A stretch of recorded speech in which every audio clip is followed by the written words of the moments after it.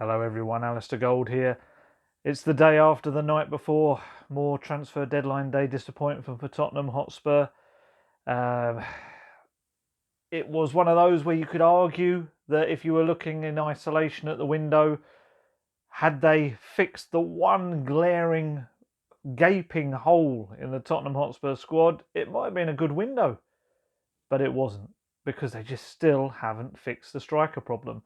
And I'd say, while I will certainly give excuses, I think, and reasoning how the January transfer window wasn't the greatest to buy a striker, it's a problem that should have been fixed way, way back in the summer. As soon as they knew Fernando Llorente was not going to accept the terms that were on offer to him, and he was going to head off to Napoli or anywhere else, they should have brought in another striker. The summer market is when pretty much you have every option available to you. Personally, my feeling is that they went in so hard towards the end to try and get Paolo Dybala from Juventus, and completely ended up messing that up because of various issues, including those image rights. I felt they left themselves without actually looking for another option. And I think that has come back to bite them on the backside incredibly, because we know what's happened to Harry Kane.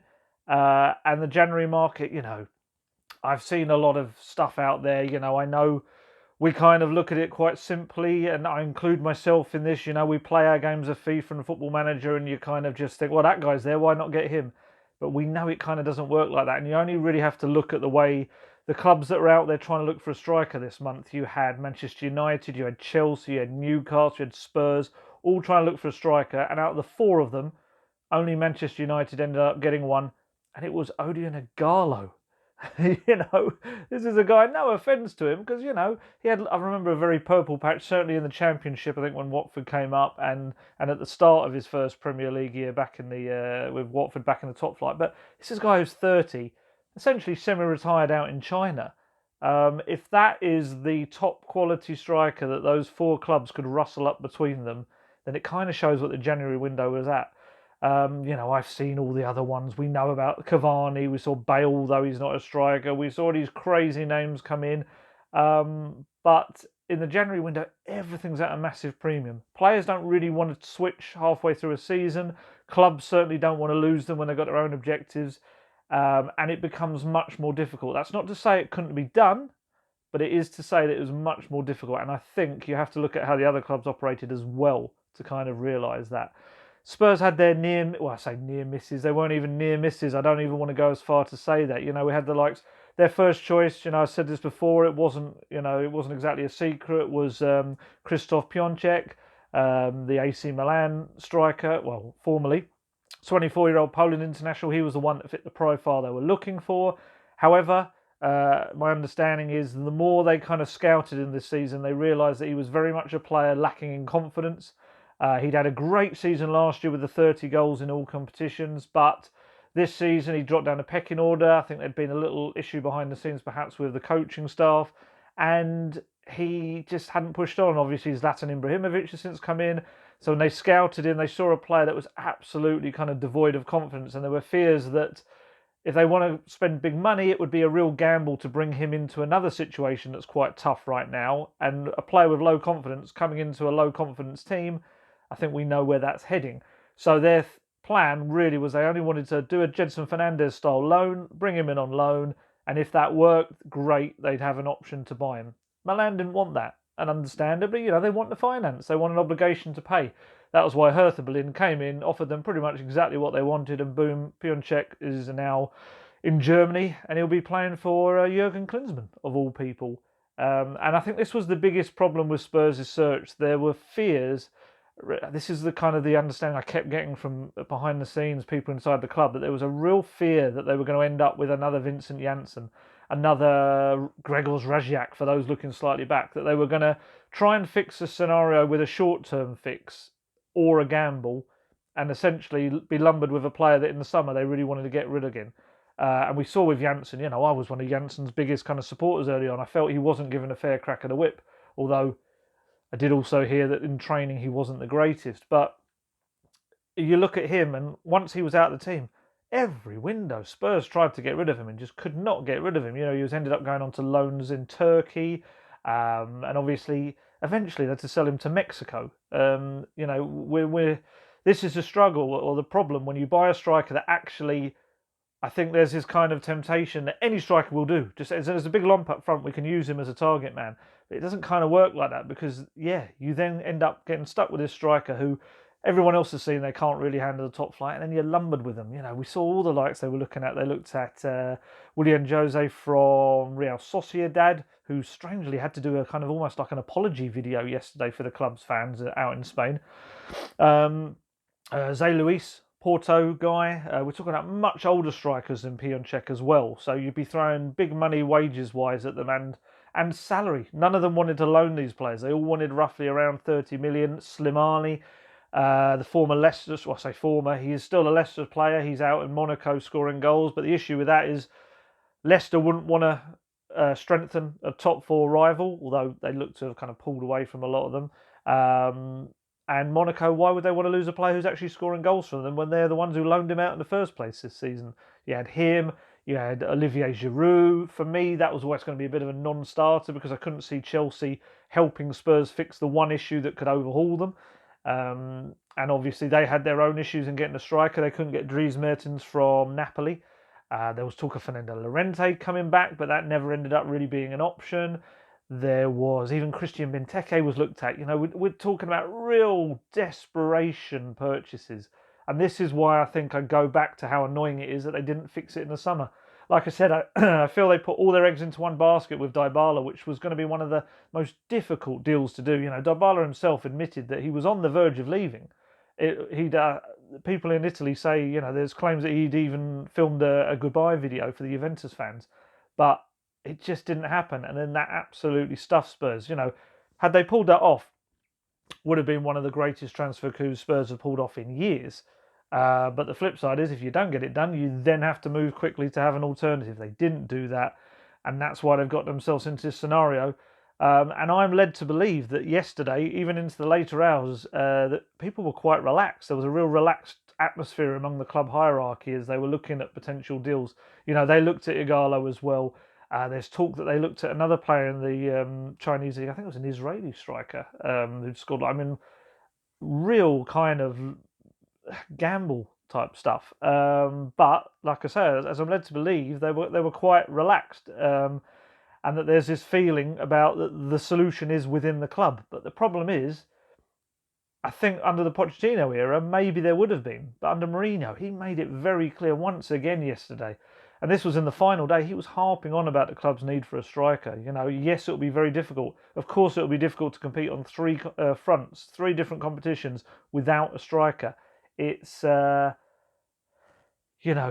think there's a slight realism. I think he knows he's at a club now that just the way they operate can be frustrating. It can be incredibly measured and calm and long-term thinking rather than short-term. But the problem you get from that sometimes, when you're looking to the long term, you actually don't help the long term in a weird way, if you see what I mean. So by buying a striker of a reasonable quality in the summer, had they done that, then there maybe perhaps wouldn't be so many doubts about them finishing the top four, Champions League money of next season, and that obviously impacts on the long term as well. So it's all kind of bundled up in this kind of vicious circle, and I just feel they absolutely messed it up. And what I would say is there's this, I think the biggest frustration in a way is that if they'd got that striker, for me, I think actually you could have probably looked across the 2 summers worth of windows with a fair amount of success. Because, you look at it, we've all been calling for this rebuild. Pochettino has been calling for this painful rebuild he called for 2 years. But you look at the players they've signed over the summer in the winter window, they've spent around 160 million, 170 million, I think it is, when you total it all in. Including add-ons as well. You've got Tanguy Ndombele. He was 22 when he signed, one of the top young midfielders probably in world football. Honestly, everyone wants him, and I think we've seen glimpses of just how good he can be. Giovanni Lo Celso, playmaker who we now can see how absolutely superb this guy is going to be. Ryan Sessegnon, 19 years old. Championship Team of the year before Fulham came up. Bags of potential, absolute bags of potential. He's got so much more to come from that kid. Jack Clark, very much one for the future. Hopefully his QPR loan goes well. Bit of a mistake sending him back to Leeds. That clearly absolutely stalled his progress, but hopefully a lot of people believe he's going to be a very, very good young player in the future. Steven Bergwijn, obviously now signed in this window. I cannot understate how much Spurs and Mourinho are excited about this signing. Pretty much, despite the disappointment of Mourinho about the striker, he is raving about this guy. You could see the way he just talked about him yesterday. He's absolutely buzzing about this guy. I'll explain a bit later on how I think Spurs are going to kind of utilise him to his best. But everyone that talks about him, I listened to Yap Stam talking about him yesterday as well. There is buzz that this guy is going to be one of the next big things in world football. And that was why Spurs essentially had to make the move, why they kind of seized this opportunity while it was available. And then you've got Gedson Fernandes, another one who's been very, very highly rated. Season stalled slightly this campaign, and that's why Spurs moved in. So you look at that, add on top of that the emergence of Japhet Tanganga, who's been superb, I feel, since he's come in. And then you've got people like Troy Parrott still to really make their mark. Oliver Skipp, I still believe there's a really good player in there. It's just whether he gets the opportunities. So you look at that, and that's, other than the Celso, I think was 23, everyone else is 22 years and under. That's a big old overhaul. Mourinho now has got a very young team, especially with the people that have gone out as well. That average age of the squad has just plummeted. He was kind of talking about that and how actually, while it's a little bit daunting that you don't have the experience that you had before, he said actually, as a coach, it's very exciting. It's a lot of very young, talented, mouldable kind of players who essentially are hungry and will do exactly what he says. And I think that in alone would have been really exciting. I just feel this striker thing is just a missing piece of the jigsaw that they've absolutely left hanging off the end. And it's such a shame because I do feel it spoils a lot of what they're doing. But, like I say, let's talk about that, the whole Bergwijn thing as well. Right, so what I'm getting from inside the club, from Mourinho's people, and it seems to be from Mourinho himself, the way I was talking yesterday, is that Son is going to be freed up by the arrival of Bergwijn. So you're going to play Bergwijn on the left of the attacking three, whatever you want to call it, the three behind the striker, and that will then free Son to go into the centre of the pitch, which creates a strange kind of paradox in that Mourinho doesn't believe Son is a striker. He's said it very, very clearly.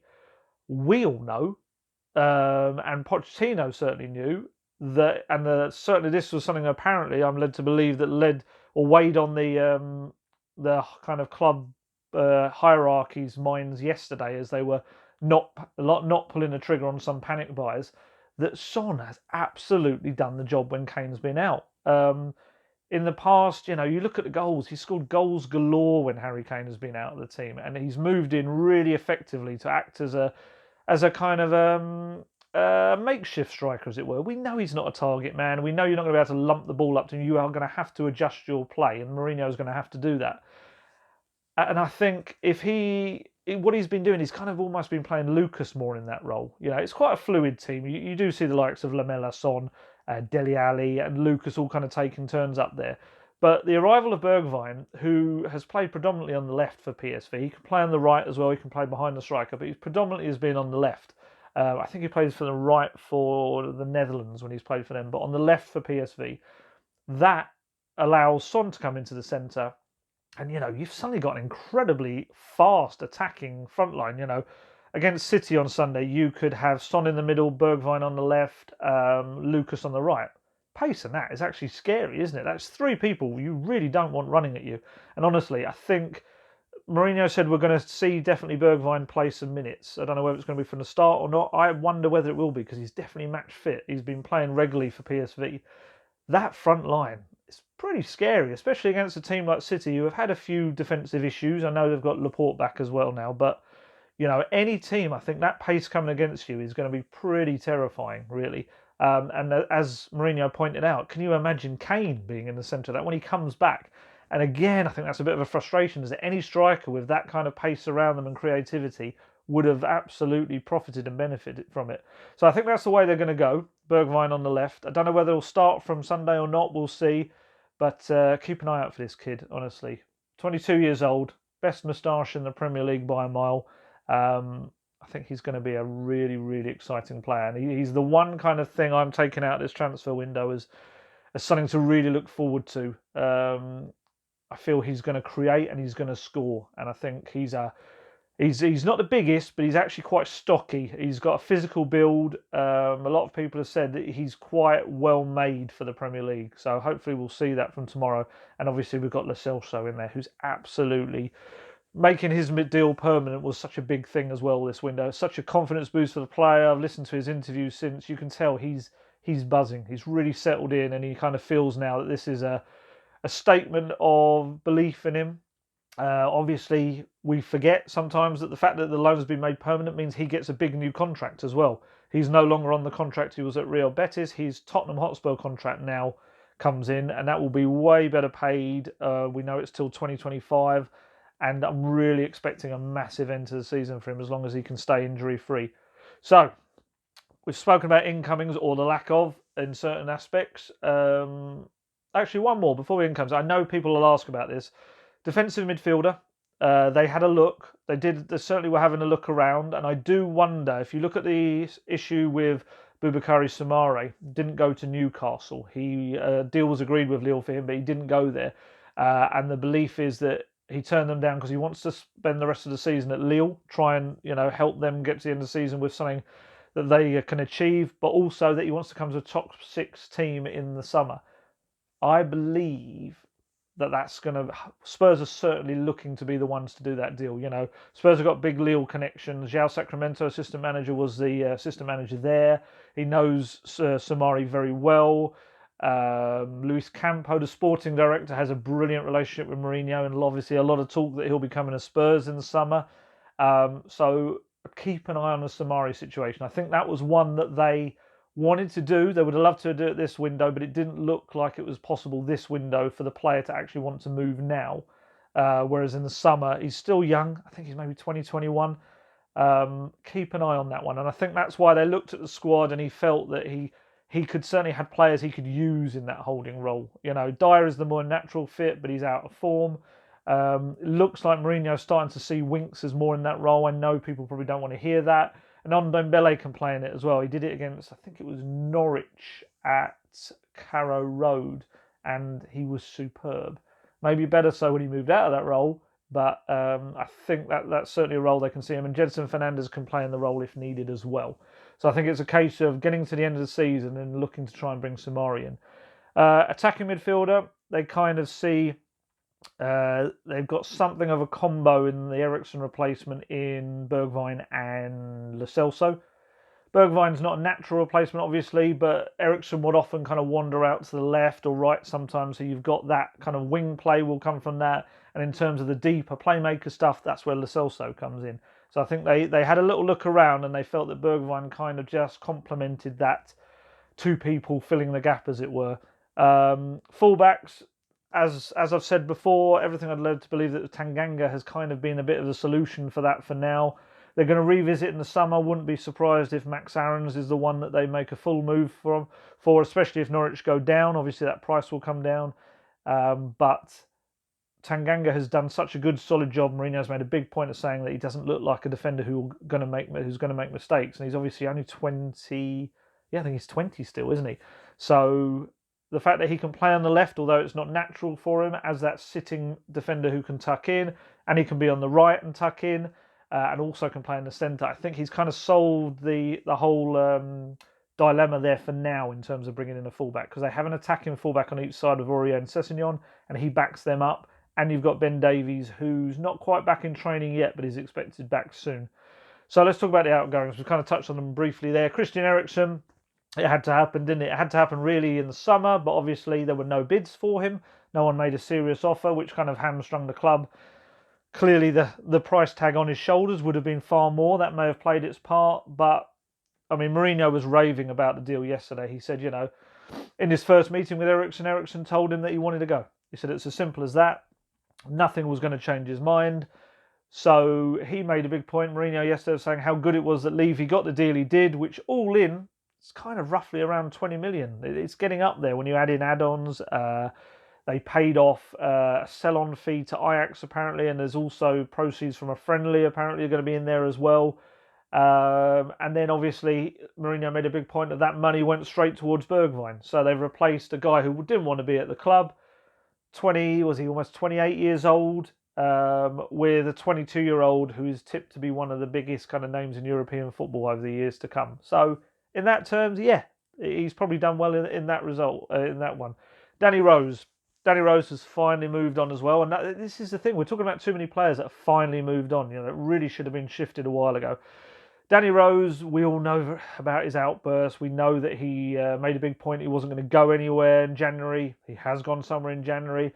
Technically, to be fair to him, it's obviously only a loan. But Steve Bruce has already said if it all works for all parties, of course they'll try and make it permanent in the summer. Mourinho, it was almost about reading what he did say about Rose and what he didn't say about Rose. What he did say was he said, you know, he's going to a club where a manager he likes now. And Rose himself, he said he just wants to be happy again. Clearly wasn't happy at Spurs at all towards the end. Obviously, rumours of kind of disagreements with Mourinho. There was always this kind of theory back in the day that when Rose would come out with his very public outburst, that he was being a mouthpiece of Pochettino, saying things that he was very close to Poch, and these were things that he was saying that the manager couldn't say in public. I don't know whether that was true or not, but certainly he's with a very different manager now who clearly hasn't got the same kind of close relationship with him.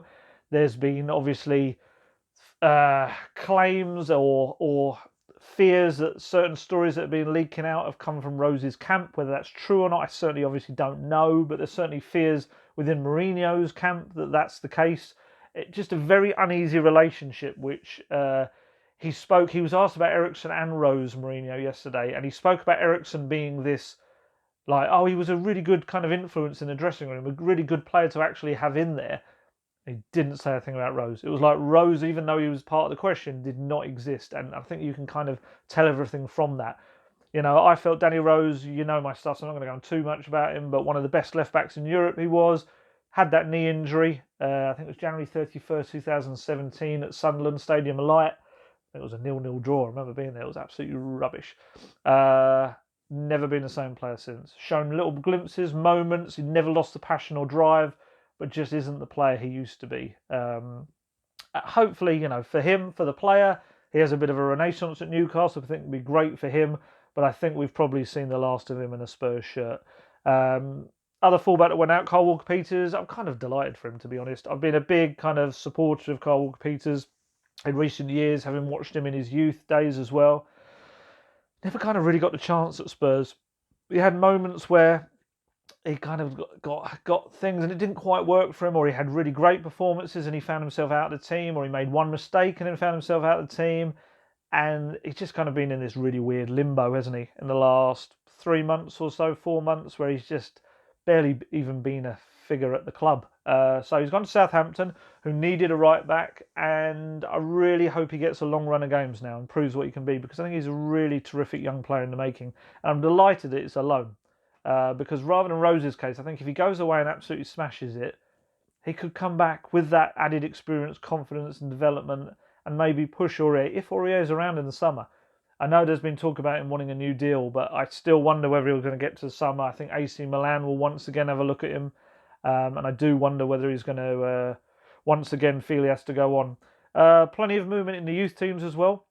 You know, I know there's a lot of people that are only interested in the first team, but personally I really like kind of looking at the whole structure of the club and what's coming through. And, you know, when we see the likes of Tanganga, Parrott and Skip and who the next ones are, there's been a lot of movement there. We had two quite interesting loans yesterday, Keziah Sterling and Anthony Georgiou. Both have made their debuts for the first team. Sterling in the FA Cup and Champions League, Georgiou in the Champions League against Apoel last year, remember. Both of those have gone out on loan, Sterling to Orient and Georgiou to Bolton. But what's strange about the loans is that both are injured, and they've got quite bad injuries. Sterling, there was interest from clubs above League Two for him, but he's currently got this really weird injury. It's like a muscle that had internal bleeding in it, and he's, you know, they don't expect either player really to be back until March. George uses a hamstring injury, but they've had to get these deals done now because otherwise they were not going to play first team football again this season if they didn't. So they're going to go away, and I really hope Sterling. There's a lot of hope for that he can still be a very good striker. Georgiou, you know, certainly could be quite an exciting winger. Probably, if I'm going to be brutally honest, maybe not at Premier League level, but I'd love to be proved wrong because, he's got certainly a box of tricks and skills about him. But yeah, so that's a strange one with those two. We've seen two permanent departures from the development squad, Paris Magoma, Tashan Oakley-Booth. Paris has gone on to Brentford B. He's playing there. Tashan Oakley-Booth's gone to Stoke. Paris, really, really skillful technical player. Maybe his consistency wasn't always the greatest. Never really looked like he was going to get in the shot in the first team. So that's kind of why he moved on slightly earlier in the window. Tashan, I think he became the first millennial to make his debut for Spurs. Was it Barnet? I think he came on in the Carabao Cup a couple of years back. Unfortunately, just never really pushed on from there. He had some injury issues, went away with England, won the Under-17 World Cup with them. But in terms of kind of pushing on and ever really looking like he was going to be part of the first team squad, it didn't really happen for him. So it's a great move for him going to Stoke. Hopefully he'll go on and do really well there. Other loans we've had, Brandon Austin's gone out to, I think it's Denmark. Is it Viborg? I'm probably killing the pronunciation of that. To play football for them. It's really difficult to get those young keepers loans. So Spurs have done quite well there to get him some first team football, and hopefully he'll come back. England Under-21 international this season as well. He'll come back and hopefully push as that third keeper because Vaughan, you'd imagine Vaughan won't stay on past the summer. Other loans, TJ Ayoma, versatile centre-back, right-back. He's headed off as well, and he's gone completely out of my mind where he went to. Hopefully that will come back to me. Shiloh Tracy's gone out. I think he went to Macclesfield. Good move for him. I was kind of some doubts about whether he would maybe make it in the pro game, but certainly that's a really good move for him. He'll get some minutes hopefully over the course of the season. Still trying to remember who Yoma went to, and that's going to annoy me for a long time, but I'm sure any of you can Google it after this. In terms of other players that almost left but didn't quite, Victor Wanyama, the big one. There were a couple of late moves for him in the window. Certainly teams one team in France, we know Amiens were looking at him, and I know another team in Spain had a last look at him as well, but nothing materialised. Still time for him, weirdly. I know the transfer window closes, but the Portuguese one runs all of today. China and Russia are still open for a few days left in the month. One of those, I think, I can't remember which one is open right to the end of the month. So he could still move on.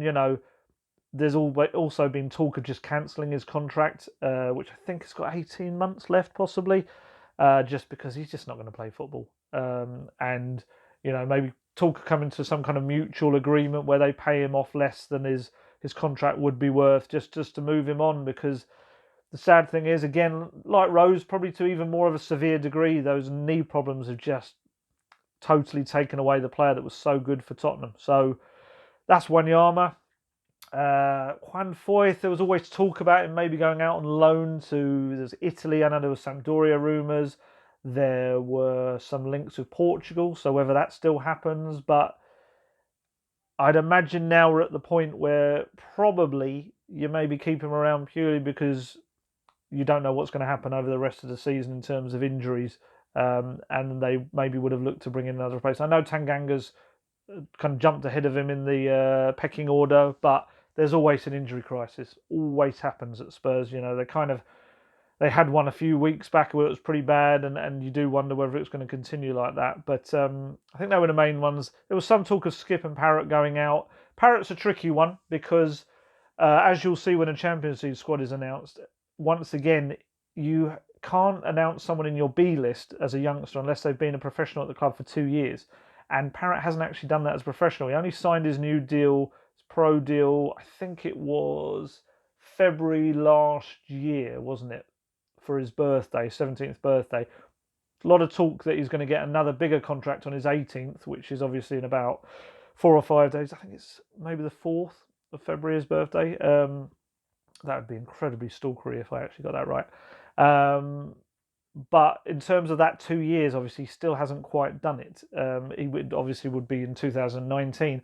So there was some talk that there was an issue that if he was loaned out, then technically he wouldn't be spending that 2 years at Spurs. So it would be just as problematic next season or in 2019 to then register him. 2019, what am I talking about? Sorry, I'm getting my years mixed up. 2018, obviously, he signed his new deal when he was 17 years old. I'm getting all my years wrong. 2019 was when he signed his new deal when he was 17 years old. So technically it'd be 2021 when he'd be available to be put into the B list and not have to count. So kind of counts as a non-locally trained. Apologies for the absolute... This is when you don't realise you're in 2020. This is the issue it causes.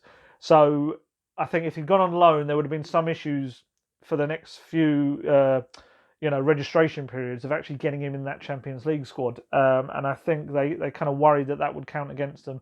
Skip, I think there were some discussions, a few Championship teams looking at him. Cameron Carter-Vickers, I forgot about him. He also went out, didn't he, on loan to Luton Town. He's one, I think they're kind of, I hate to use the expression, but kind of like plumping up to sell on, in terms of plumping up his value by giving him another Championship loan. He's always done well in the Championship, and I think they just want someone to come in the summer with a bid for him. He's got about, I think it's 18 months left in his contract, and he's got probably, as all contracts at Spurs seem to do, an option for another year. So, so loan deals that didn't really happen in terms of Skip and Parrott, but I asked Mourinho about that yesterday, and he said he didn't feel that they would go on loan anyway, and they didn't. So I think that's the window kind of pretty much in its entirety. I've waffled on for long enough. City on Sunday. It's going to be difficult. Of course it's going to be difficult. It's Manchester City, who kind of got back into a run of form in terms of in front of goal. They're scoring goals again. Spurs defence slightly improving, but still looks vulnerable at times. They're just going to have to hope that Bergwijn clicks. I'd love to see on Dembele come back. He's been back in first team training enough now to start a match. But whether Mourinho does or not is another thing. So it's going to be a tough game, but you never know. You never know. Mourinho has had a full week to work with these players, and he will tactically have them ready for the game. It's whether we get any of the daft mistakes that Tottenham Hotspur just seem to bring up. But just summing up on the transfer window, I think there's positives in there. I can kind of see what they were doing in a lot of other areas, this kind of young rebuild, but not buying a striker, especially in the summer. They should never have got to this position.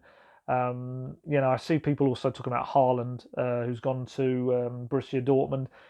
This was a guy who always had his heart set on Dortmund. That was the club he wanted to go to. Dortmund made it very clear to him that he would become their first choice striker very quickly and for the long term. Spurs clearly can't do that.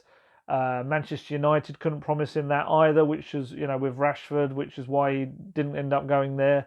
And I think he's going to go on to be a world star. So January window was a naff one for him to try and get a striker. But like I say, the excuses can't be given to them because it should have been done in the summer. They had a long, long time. They've had many years to find a suitable player to challenge Harry Kane, not just be a backup who helps out occasionally. Proper player who gives Harry Kane some competition and challenge, and means that Spurs don't have to wear Harry Kane into the ground, which clearly has happened. Next summer, all eyes. They've got to fix it, and let's hope that this kind of makeshift team, in terms of attack, Liverpool don't play with a striker up front. There's various other teams that don't do it as well. Mourinho, it's always been said that he's this master tactician. I think now we're going to have to see it, aren't we? He's going to have to adapt. He's going to have to show that he can't use the same tactics he's always used. So let's see what happens, and it's going to have to start from tomorrow. I'm looking forward to it. A little bit of dread, as there always is when Spurs are taking on Man City, because you know just how many goals they can score. But hopefully he'll set them up well, and it will be a tight game, and maybe Tottenham actually get something from it, as they did earlier in the season. So I shall talk to you after that, and I hope you enjoy your weekend. Catch you later.